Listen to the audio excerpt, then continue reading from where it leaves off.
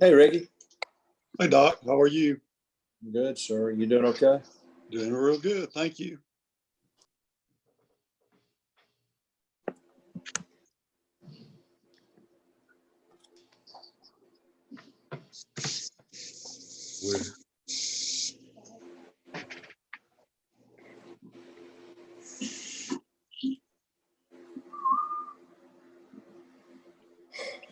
Go win.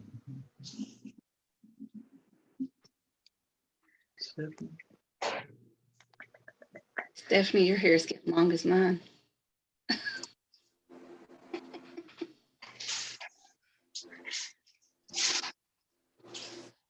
Oh, no. No errors. Finally not in a ponytail for the first time in like, I don't know, 2 months. Well, I had mine up the last couple of days. It's driving me crazy.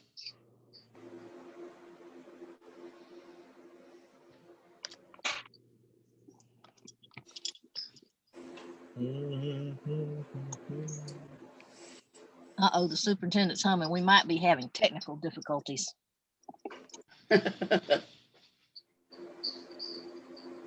Debbie, I need one of those masks.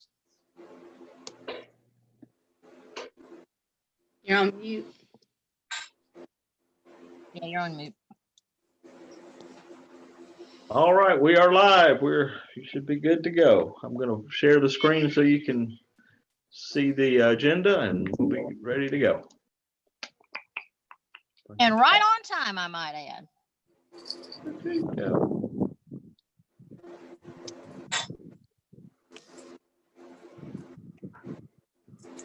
Oh yeah, I got you. All right, we're going to go ahead and call the May 5th regular board meeting to order. We're live streaming this, and I'm so glad that you're all here. It's good to see your faces and hear your voices. So we will start off as we always do. Lisa, I believe you have the invocation today.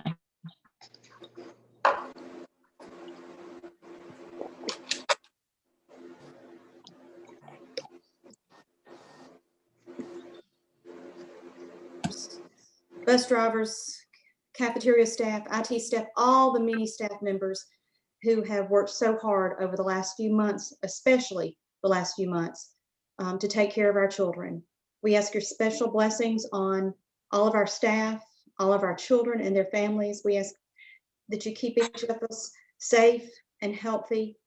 And we ask for you to be with us as we have to make decisions and do what we need to do for the best, make the best decisions for our children. So we ask for your guidance and direction as we go forward over the next few months. In your name we pray. Amen.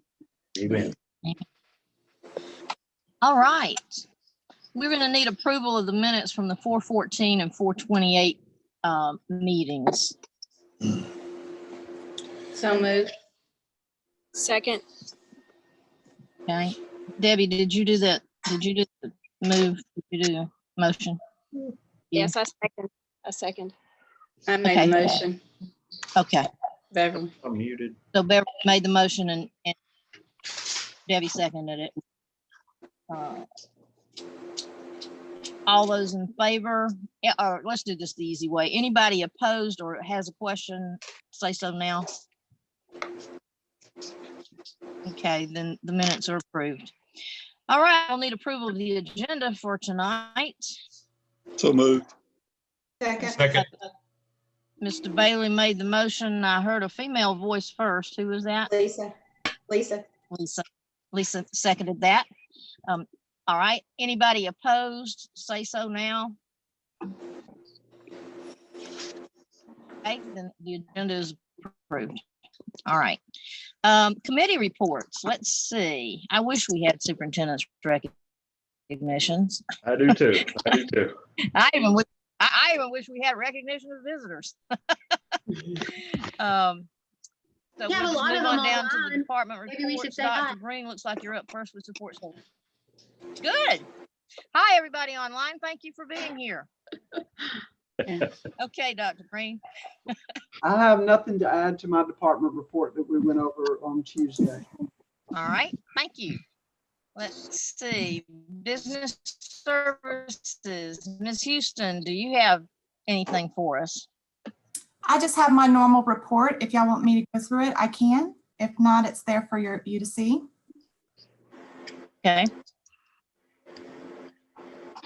So for April, we were still over $1 million in sales tax collection, if I'm reading that. Exactly, $1 million. So we were just within $2,000 of the previous year's April, which is great to see. That's awesome. I would not look forward to $1 million in May, but you know, we never know. So there was plenty of toilet paper that was sold.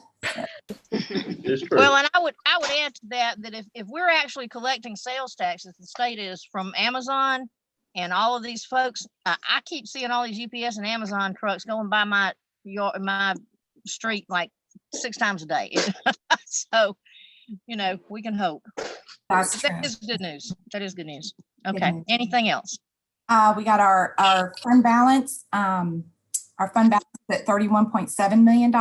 Our revenues are year to date are $124.7 million. Our expenditures $108.6 million. Our target this month was 82%. And so as we always like to see, our revenues are above that target line and our expenditures are below that target line. Great job. So I wasn't on the team during the last economic crisis, we'll say, but I feel like going into this one, we're in a really good place. Am I right? I mean, it looks so to me. We are in a moment. good place. Right. We did get some news. I don't know if we want to go into this here. We did get some news on Friday that we're going to have deeper cuts than we thought. Sure. So we still have some big decisions to make. Yeah, we will. Yeah, At I least we're think in a good place now. we're in a good place as of right now. Again, after the news on Friday, you know, that's going to be a lot more to look at, a lot more discussion to be had, and a lot of different budgeting scenarios going forward. But we're hopeful we'll be in a pretty good spot. So Well, will I great be, job, Jennifer, keeping Yes, us in no, the this is the board, executive cabinet, directors, principals, bookkeepers, it's everybody. It's great. Jennifer, will I be correct in assuming we're going to prepare for the worst and hope for the best? Yes, sir. You got it. Absolutely. Absolutely. All right. Anything else, Jennifer? Is that it? That's Thank it for you. today. Thank you. Thank you. Okay, I have Mr. nothing to add. Perno. Okay, I have nothing to add to the system operations report. okay, thank you, Joe. Dr. Moten. Hello, everyone. There is no additional information from teaching and learning. Okay, thank you. And Ms. Beggs. I Anything have to add? nothing to report. Great. Moving right along. Under old business, we have, we're going to talk about the, we're going to move right along to the consent agenda. An agenda. Okay. I'm sorry, guys. The audio keeps cutting out on me, so I apologize if I'm talking over you. I'm really not meaning to do that. On the consent agenda, we have 6 items. The first is the Chromebooks RFP that John Sinclair presented to us that we talked about. The second is the Appalachian High School data cabling RFP and the Statham Elementary School data cabling RFP. The network switches is number 4 from John. The temporary waiver of policy IHA grading systems, which we've been able to do because of the state school superintendent's office. And the 6th item is custodial supplies and equipment service requests that Joe Perno presented to us. So these we all agreed to put on the consent agenda for tonight. Does anybody have any questions or need any further clarification of any of these items? Hearing none, I will take a motion and I'll need a second for adoption of these items for the superintendent's request on the consent agenda. So So moved. moved. Okay, I heard Mr. Bailey first, and who seconded it? Debbie. Debbie. Okay. Have a motion and a second. Any discussion? Hearing none. Anyone opposed to this motion, speak now. Hearing nothing, the consent agenda is approved. Under new business, we have the transportation proposal for school year 2020 and 2021. Dr. Green, do you want to address that? Yes, ma'am. Just real briefly reminding you that we're requesting that the board place two-tier options on the table for public review until the next regularly scheduled meeting. We had healthy discussion last Tuesday about these two options. The board wanted to hear from Dale Simpson, so I'll ask Dale to come on and talk to you about his thoughts related to the pros and cons of these two scenarios. Dale? Hello, everyone. I'm going to share my screen with you all if I can get it to work. Oh, I think Suzanne or Dr. McMichael, if you could release it. But before I get that up, at the last meeting, you all had some questions about BASA and how we would use the instructional time given the particularly scenarios B and C. And so let me get this open for you. There you go. Okay, y'all can see that? Yes, sir. Okay, very good. So this is scenario C. I'm going backward just because it worked a little bit better to highlight the major difference between the two. So with scenario C, a realistic start time for students getting in class at BASA and SIMS would be close to 7:45 a.m. And then the release time would be 1:55 p.m. And that leaves about 73 minutes per class once you include that 30-minute advisement period, which is also a transportation point for SIMS, midday transportation between Appalachia, Winder, and SIMS Academy that we would use for advisement. And then obviously you have to build in a 25-minute lunch in there as well. So this would be what our classes would look like for scenario C. I just want to point out this is for the high school grades. So for 9th grade and 10th grade, the 8th grade schedule could end up looking a little bit different because 8th grade operates differently. The major concern about this, you can see the instructional time, and I'll get into that in a minute, but since we have it on the screen right now, typically you're shooting for 90 minutes of instructional time for a block schedule because the students only have their 4 classes for fall semester, and then they get a new set of classes in the spring. And so scenario C put the BASA students and the SIM students back to 73 minutes per period instead of the 90. So there are some pros with scenario C. Number one is BASA and SIMS would be on the same schedule. And that's really important because a lot of our BASA students will be SIM students and a lot of our SIM students will be BASA students. And so if you have a 15-minute gap between when first block starts at BASA or third block starts at BASA and SIMS, then students would just be sitting waiting for their next class to begin. It also has an earlier end time, which for athletics or for high school is very helpful for fine arts practice, for athletics, and for other activities. The major con for scenario C, again, this is just for BASA, is that it has 17 minutes less per class period when the recommendation is 90 minutes. Also, there's a very little time for students to get their breakfast. And that includes both SIMS and BASA. So in this scenario, remember, they would be bused to Appalachia or Winder, then hop on a shuttle to get to our campus. And so if we allocated more time for them to come in, get their breakfast, and then get to class, it would just be less and less instructional time.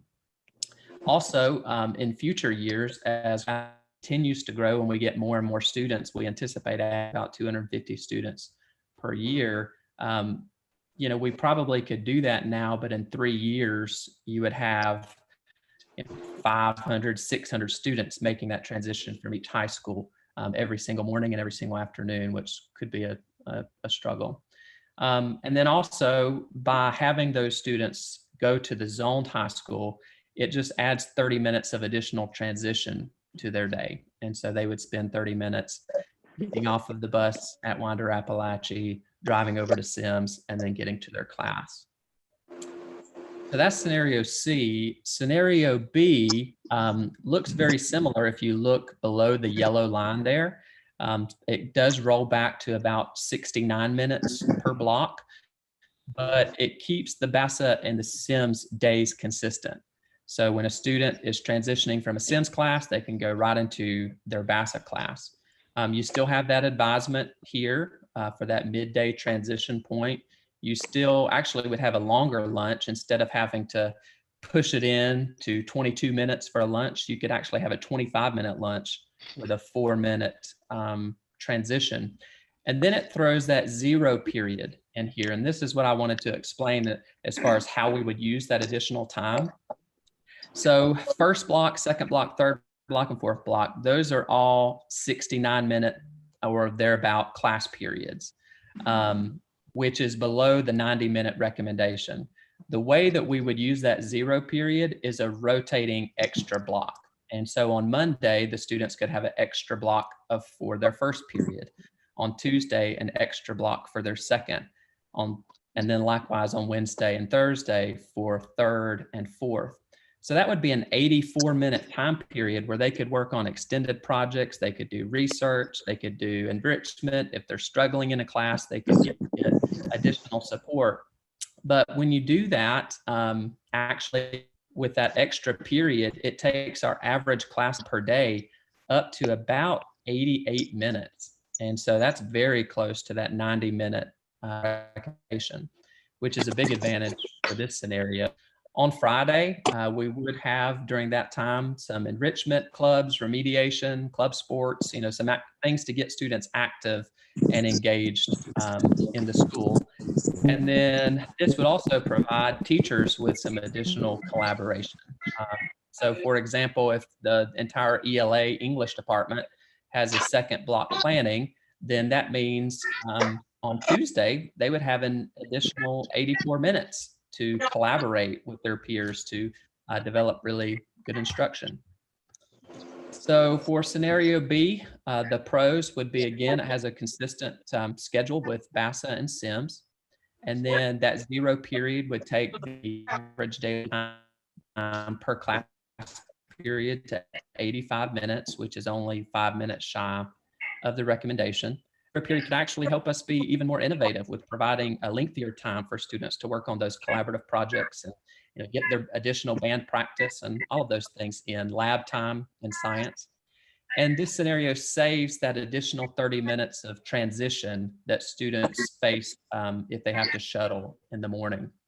The con would be, has a later end time, so it's 3:05 instead of 1:55.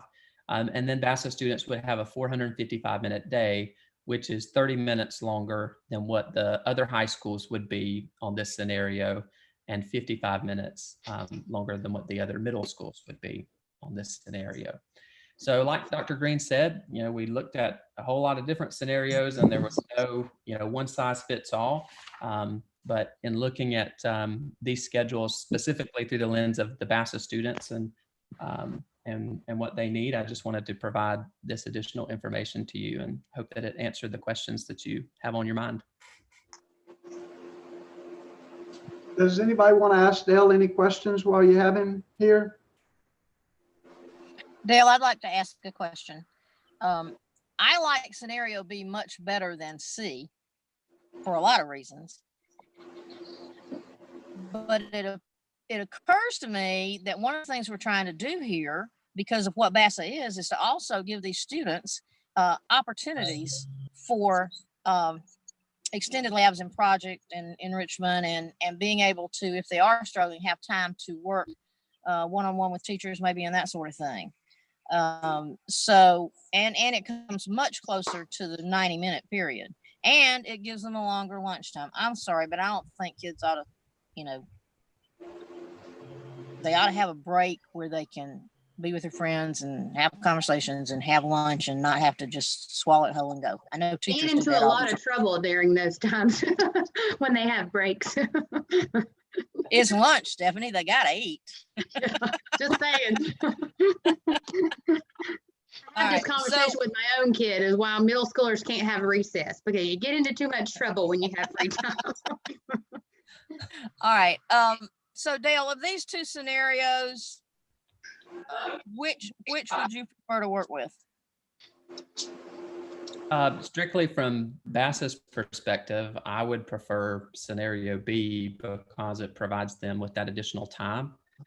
You know, I have a real difficult time with students having, you know, 23 minutes or 17 minutes less per day, and then having to go and take a Georgia Milestones assessment on that course. You know, 17 minutes per day adds up to be quite a number of hours per semester. So from the VASA perspective, I would say scenario B. So do you think, Dale, it's Stephanie, do you think that maybe if you were the principal, say, of Winder, that maybe you would have that same perspective, or would you be maybe thinking it's not fair that maybe these people get a little more time versus our students? You know, how do you feel about that? Do you feel, I'm just thinking on terms of, you know, making sure that we're being fair to all of our students. And, you know, one high school, definitely we don't want to mark it as being better than another. It's just different, you know. So do you think that, you know, from your point of view, you know, and I know you well, so from an honest perspective, do you feel like if you were maybe another principal that you would be okay with that decision? Or, and I'm kind of asking you to talk out of a different perspective here, but do you know what I'm saying?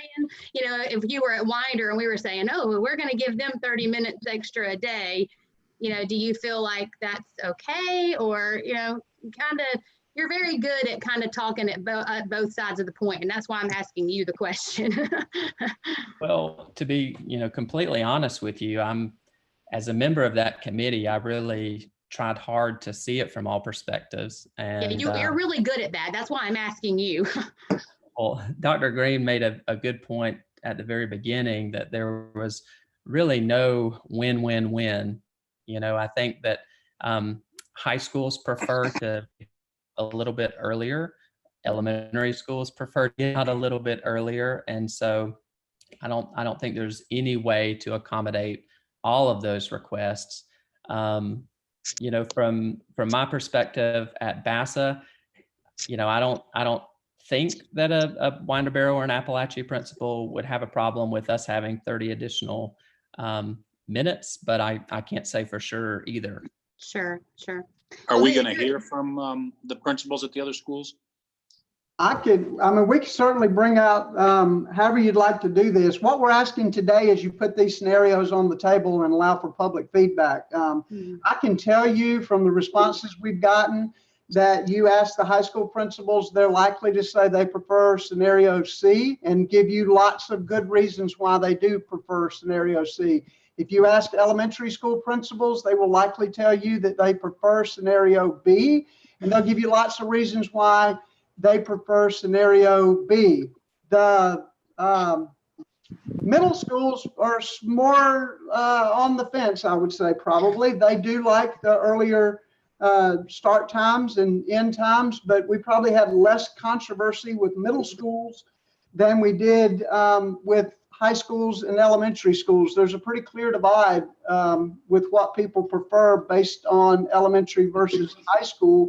But we tried very hard not to make this an us versus them kind of scenario. We've been struggling and looking to find the single scenario that best meets the needs of everyone.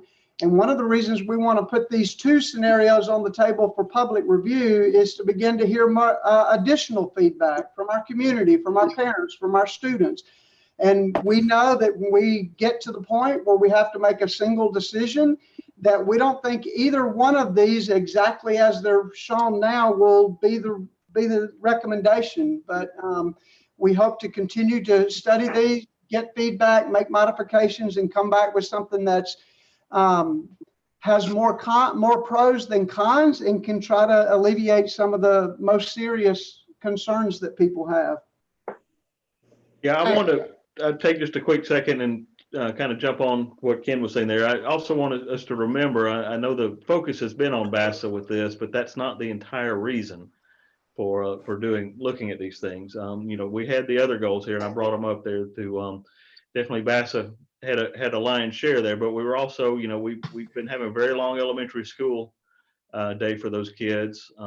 We also need transportation wise to get the buses to the elementary schools at the same time, so we can get one of the biggest things we've heard since we made this change years ago was that elementary teachers don't get enough planning time.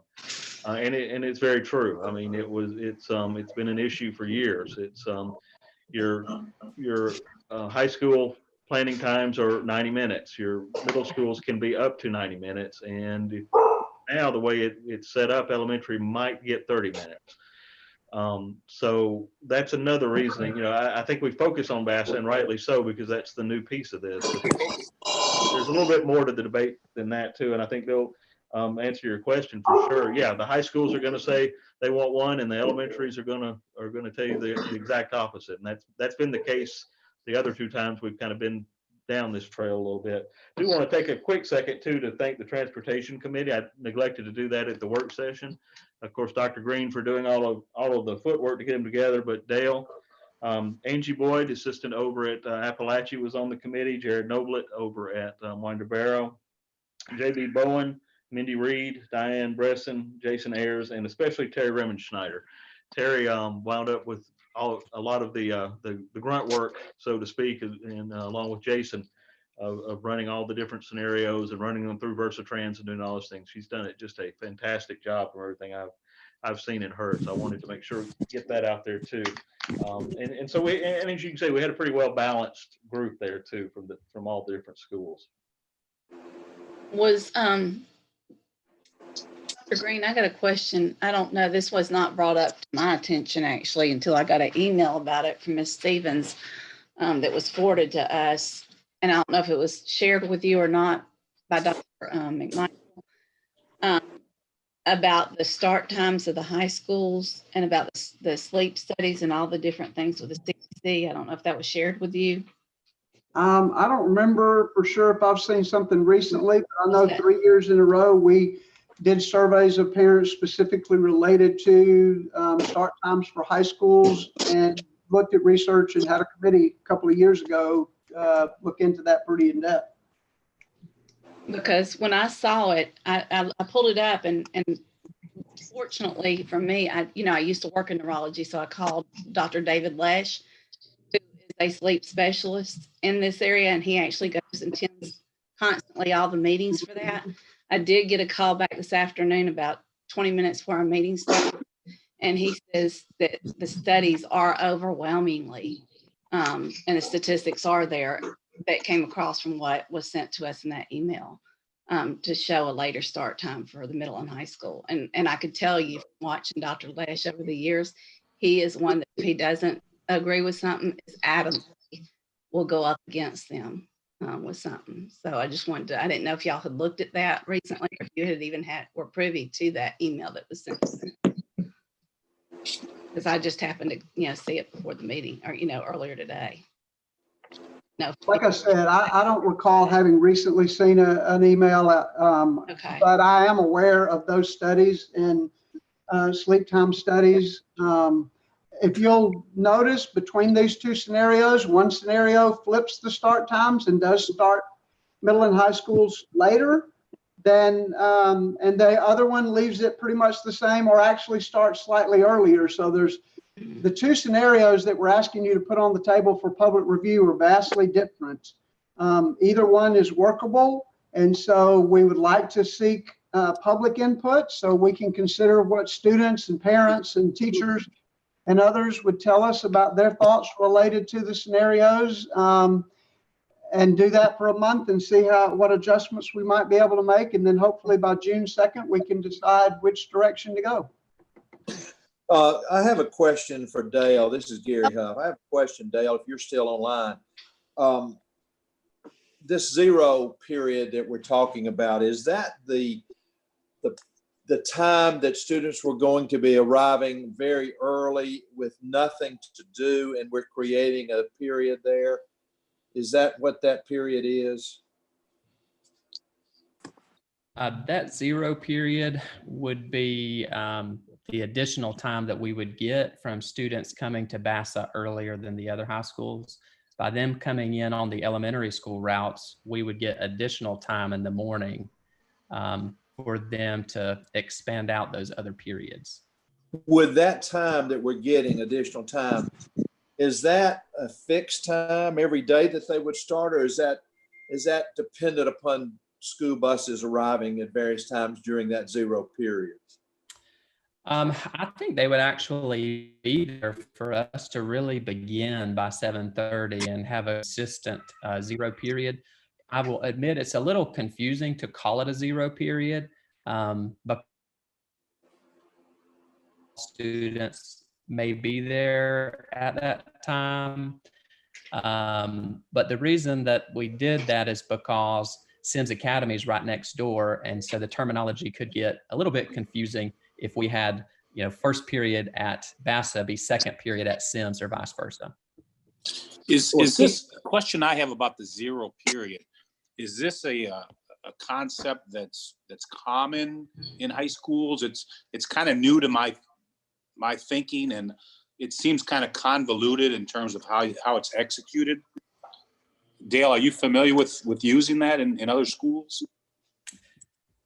I don't know of anyone who's using it in exactly the same way. On the committee, we went through the various scenarios and just tried to figure out how we could make the different scenarios work for both Sims and BASA. And so when we came across what became scenario B, at the beginning, we're like, oh my goodness, what can we do with this extra chunk in the morning if the Sims and BASA courses still have to line up for first, second, third, and fourth? And that's when, our ideas just continued to grow. And so we thought about making up some of that instructional time during that zero period. I think it would be very planned and executed well. And so every Monday, the students would just know from 7:30 until about 8:50, I get an extra lab day for first period. And every Tuesday, I get an extra lab day for second period, and then continuing on through the week. Now, I will tell you, way back in the dark ages when I was teaching and an assistant principal at private high school, we had a zero period.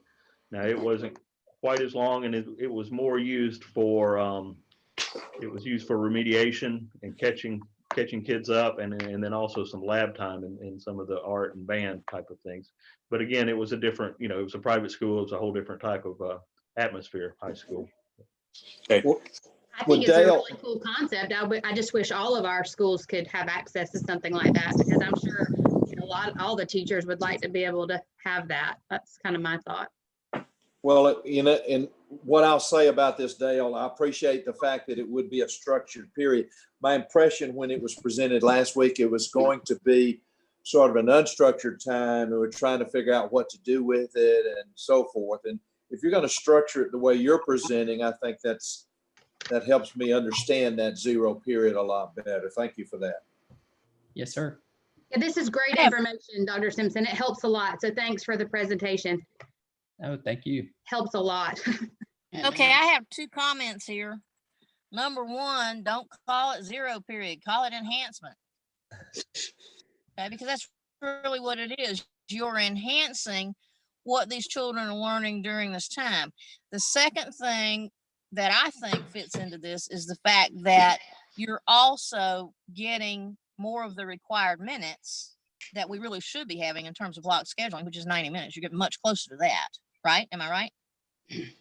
Yes, by having this time.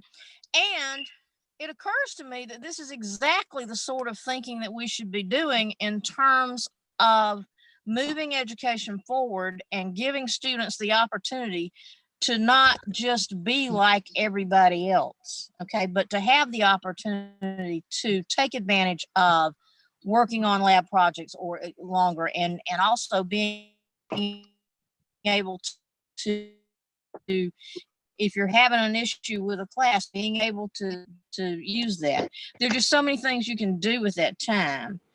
Ms. Stevens, And it just makes sense. It's what education should be about. It's more working with the individual student. well, one thing too, and I'll throw it out there, the way I see it, that it would also, the two high schools, the way I see it, the two high schools would actually be getting that extra time that they could use also if they want to structure, or do some restructuring or those type of things too. If I'm looking at it correctly. Actually, the additional time comes in on scenario B because BASA would come in at 7:30 instead of 8:30. So BASA on scenario B, BASA would have the additional time that's not available to the other two high schools. And they would not show up till 8:30, right, Ken? I don't. The other two. On scenario B, I got you. BASA would start at 7:30. Middle and high school would start at 8:30. Right. So those kids have a whole hour longer school day than the other children. The BASA students would have a 30-minute longer school day than the students. I said they start an hour early. That's what you were saying. Sorry, I'm trying to make notes. Yes, in scenario B, BASA would start an hour earlier, but get out 30 minutes earlier. Than the typical than the other, that is the wrong wording, than the other high schools. Correct? Is that what you're saying? I've lost Dr. Green. Oh, there he is. That's what you're saying? Okay, yes. Okay, does anybody have any other questions or comments?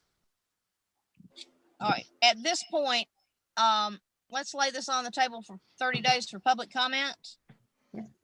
I'll need a motion and a second to do that. So moved. Second. All right, Ms. Bramlett, I heard first, and Dr. Huff, I heard made the Yes, second. ma'am. That's correct. Okay, very good. Anybody opposed to this? Hearing none, it's on the table for 30 days. Sure. All right, let's move Thank forward. you, Dr. Green and Dr. Simpson. Sorry for all the questions. There's everybody. Okay. Yeah, thanks very much. I appreciate y'all coming on, and Dale, especially your coming in and clarifying. Yes, that helped. Very much. Okay, can we get back to the screen now? The agenda. Yeah. Dr. McMichael, I can't see it, so I'm. Yeah, just 1 second here. I'm trying to get to the right one. There we go. There we go. Thank you. Thank you. I would add one other comment to that, and that is that the mode that I sent you about start times, I think it will help you greatly to get a better handle on this. So moving on. We are now are we really at authorization for committees to meet? Yes, ma'am. Wow, good for us. A miracle. I know. All right, at this point, I'll need an authorization for committees to meet. I'll need a motion in a second. So moved. Second. Okay, that was Beverly, and who made the second? Debbie. Debbie. Okay, great. Motion in a second. Anybody opposed? Very good. We will, we've got that covered. So at this point, next meeting dates and upcoming events, please note your calendars for these. The work session will be on 5/26 at 6 p.m. and I'm sure we'll be Zooming that too. So I want to thank everybody who joined us, who might have tuned in for their first session of attending a board meeting tonight. And I thank you all for the hard work that you do. I want to especially echo the superintendent about the transportation proposal. I know that was a lot of hard work. Y'all been working on this for a year, and we just appreciate it so much. You always do a great job. You are definitely barrel bold. At this point, this meeting stands adjourned until our next meeting. Thank you very much. Y'all be safe, guys. All right. Thank you, everybody. Thanks, everybody. Take care.